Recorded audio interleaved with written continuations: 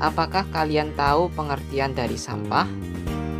Sampah secara umum dapat diartikan sebagai bahan buangan yang tidak disenangi dan tidak diinginkan orang, di mana sebagian besar merupakan bahan atau sisa yang sudah tidak dipergunakan lagi dan akan menimbulkan gangguan terhadap kesehatan masyarakat dan lingkungan.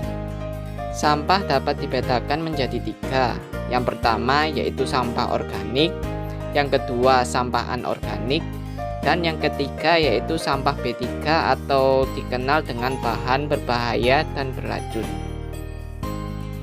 Yang pertama, ayo kita mengenal apa itu sampah organik.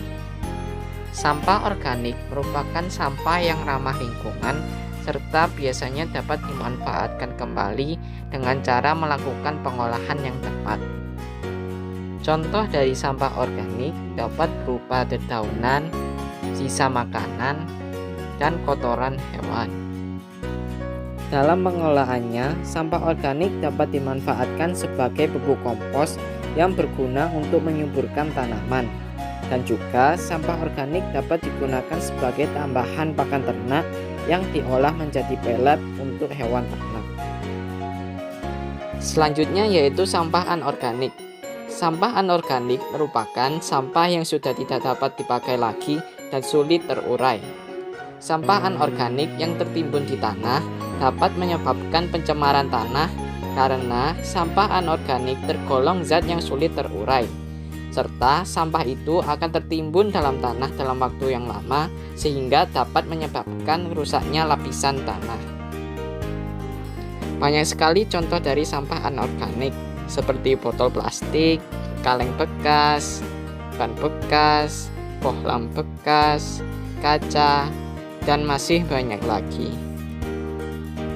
Pengelolaan sampah anorganik dapat dilakukan dengan melakukan 3R: reuse, reduce, dan recycle.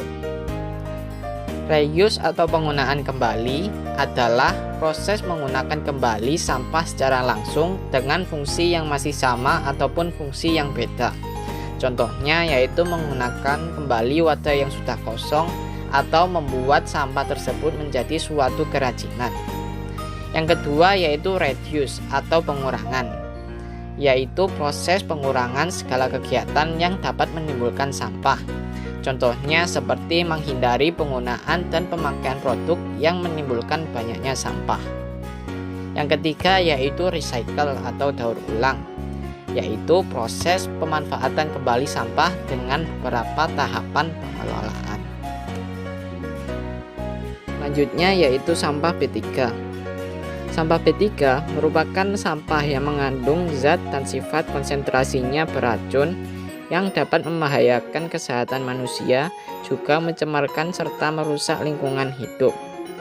Sampah yang termasuk dalam kategori B3 merupakan sampah yang sifatnya mudah terbakar, mudah meledak, reaktif, beracun, dapat menyebabkan infeksi, dan bersifat korosif.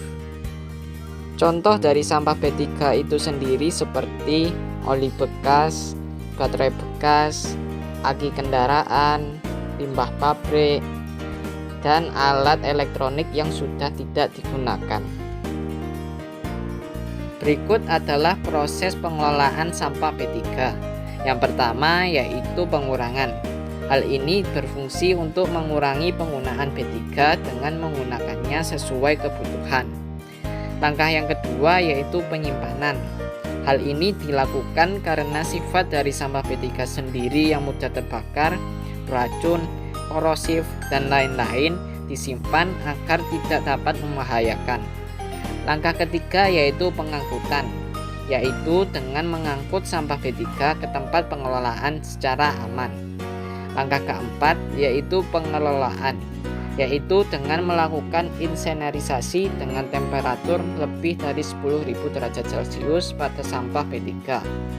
Langkah kelima yaitu pemilihan, dengan membedakan sampah B3 sesuai dengan karakteristik, jenis, dan sifatnya. Dan langkah yang terakhir yaitu penimbunan dengan melakukan proses residu insinerator. Bagaimana? Kalian sudah paham kan tentang macam-macam sampah yang meliputi sampah organik, sampah anorganik, dan sampah B3. Sekarang kalian bisa membedakan antara sampah-sampah tersebut dan menjaga lingkungan menjadi lebih baik lagi.